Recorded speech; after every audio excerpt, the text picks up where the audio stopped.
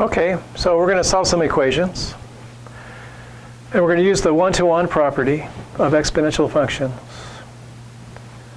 So we need one-to-one, it turns out, as we said earlier, to create inverse functions. So it turns out exponential functions are one-to-one, and so they have inverses, and the inverses are very important functions called logarithms. But for now, we're just going to try to solve some equations by just using the one-to-one property. The one-to-one property says, so these are exponential functions. A has to be bigger than 0 and not equal to 1. This says if the y's are equal, so this is the a to the x, a to the y, that's the two output values of the function are equal, then the inputs have to be equal. So for exponential functions, you don't get the same output from two different inputs. So if the outputs match, the inputs have to match. So if a to the x equals a to the y, then x has to be equal to y.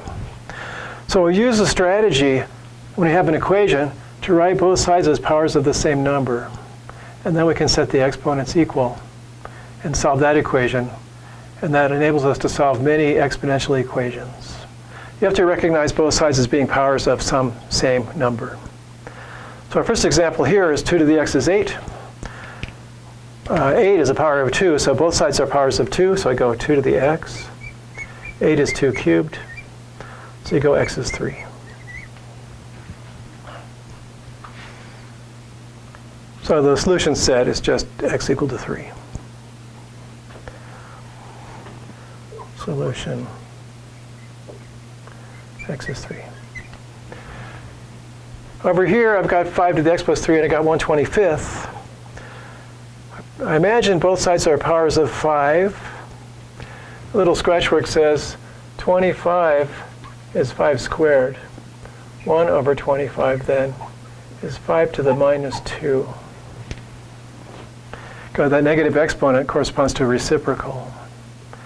So the right-hand side is 5 to the minus 2. The left-hand side is 5 to the x plus 3. We set the exponents equal. And then we subtract 3 from both sides. So the solution is x equals minus 5. And you can see that if you put minus 5 up here, you get 5 to the minus 2, which is what that is. And finally, we have this other example. A to the x is 32. I recognize both of those as powers of 2. That's 2 cubed to the x. And 32 is my favorite number, 2 to the 5th.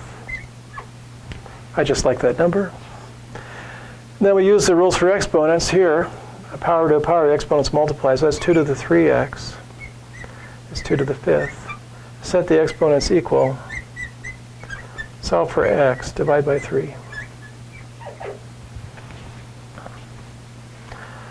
So x, oh, that's the solution. So the solution is x is 5/3, like that. So that's a quick set of examples of solving exponential equations. They have to be set up so that you can recognize both sides are powers of the same number. And if they don't look like they're powers of the same number, we might have to use other strategies. And we don't have those strategies right now. So for now, we have to take an exponential equation that we're trying to solve and make both sides look like powers of the same number, and then set the exponents equal.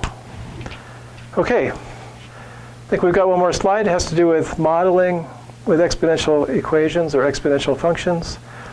Well, let's get to it. I'll be here in a minute.